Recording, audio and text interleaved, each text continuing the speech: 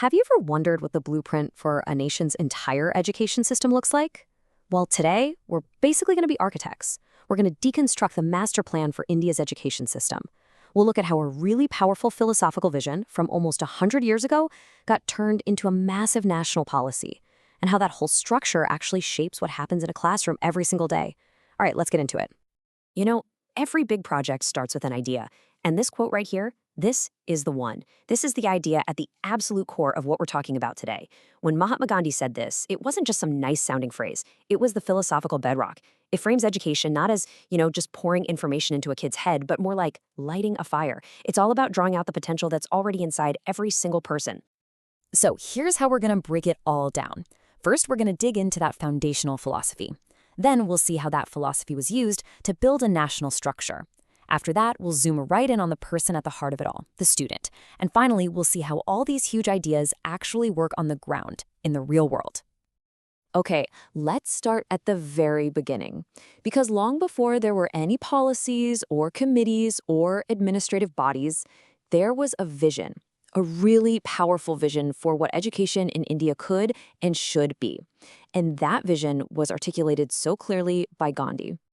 Back in 1937, Gandhi put forward this concept called Naitalam, which translates to basic education. Now, this was not just about books and exams. It was actually a pretty radical idea for its time.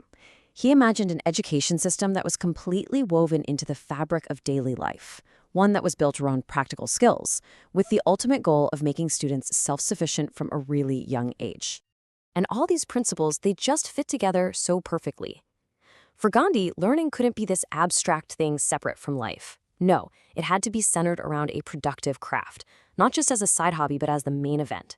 He was also insistent that all teaching had to happen in the students' mother tongue, so they could truly understand, not just memorize. And the end goal of all this? Self-reliance, for the person and for the nation. It all comes back to that first quote, doesn't it? Nurturing the body, mind, and spirit all at once.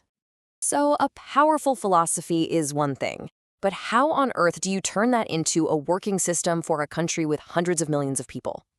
Well, that's where policy enters the picture. Let's move on and see how this philosophical blueprint was translated into an actual structure. Yeah, this journey from an idea to actual law took decades. It all started with Gandhi's Naitalam in 1937. Fast forward quite a bit to 1986, and you get the first really comprehensive national education policy, which aimed to standardize the whole system across the country. And then, in 2009, something huge happened, the Right to Education Act, which completely changed the game by making education a legally guaranteed fundamental right for every single child. That 1986 policy was a massive deal. It's the reason so many of us are familiar with that 10+2+3 structure of schooling. It also rolled out a national core curriculum to create some consistency. And really importantly, it introduced this idea of minimum levels of learning, or MLLs, to set a clear baseline for what every kid should know. And look at that last point. You can totally see the echo of Gandhi's philosophy right there, with the focus on learner-centered and value-based education. So, how does a big national policy actually get to a student sitting in a classroom, maybe in a small village somewhere? It happens through this hierarchy. Right at the top, you've got national bodies like the MHRD and NCERT, which set the big picture vision. That vision is then adapted at the state level and then implemented at the district level. And finally, it lands with the principals and teachers in each individual school. It's really like a waterfall of policy and practice. Okay, so we've looked at the philosophy behind the house and the structural beams that hold it up. But a house isn't really a home without the people inside it. So now we're going to shift our focus from the system to the person at the very heart of it, the student. How does educational theory actually try to understand the learner? To really get the learner, first we have to understand the difference between growth and development. They sound similar, but they're not. Growth is quantitative. It's the stuff you can measure, like height and weight. Development, on the other hand, is qualitative. It's about new abilities popping up, like problem solving or emotional maturity. Education's real job isn't just to help kids grow bigger, it's to guide their development. Now, one of the classic tools used to try and measure cognitive development is the intelligence quotient, or IQ. The formula itself is actually pretty simple and elegant. You take a person's mental age from a test, divide it by their actual physical age, and then multiply the whole thing by 100. If you get a score of 100, it means your mental age and your real age are perfectly in sync. But intelligence is just one piece of the puzzle. The psychologist Abraham Maslow came up with this brilliant idea that for a student to even think about learning, their most basic needs have to be met first. I mean, it's just common sense, right? You can't focus on algebra if your stomach's rumbling. You can't be creative if you don't feel safe. And it's really hard to engage with big ideas if you feel all alone. These needs, physical, safety, and belonging, they're the launchpad for everything else. All right, so we've got the philosophy, we've got the policy, and we've got the psychology. For our last section, let's bring it all home. Let's see how these big abstract concepts are actually put into action where it counts the most, in the school and in the community around it. We mentioned it before, but the RTE Act of 2009 is so important, it really deserves its own spotlight. This wasn't just another policy document, it was a seismic shift that made a basic education an enforceable right.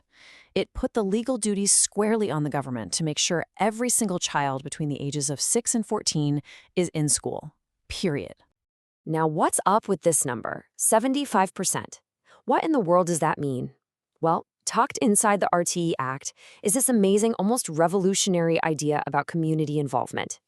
This number, 75%, is the minimum percentage of a school's management committee, or SMC, that must be made up of parents or guardians.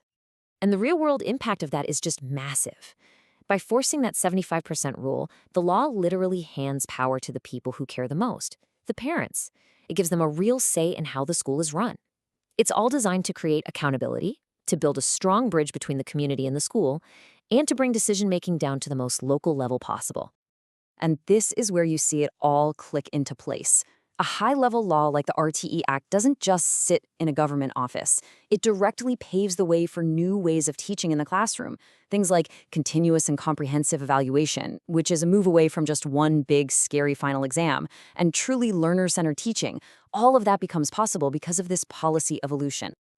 So, to wrap it all up, we started with Gandhi's big philosophical vision of developing the whole person. We saw how that vision was built into a national policy structure, creating a system, and we saw how that entire system is, at its core, supposed to be centered on understanding and meeting the psychological needs of every single child. It's a house built on a foundation of powerful ideas. And that brings us to one final thought. The core principles we've talked about, they're from the 1930s. The main policies, the 1980s. So the big question for all of us now is this. In a world of screens, and AI, and the digital classroom, how do these foundational ideas of craft-based, holistic, community-driven learning hold up? And more importantly, how should they shape the classroom of the future? That's definitely something worth thinking about. Thanks for watching.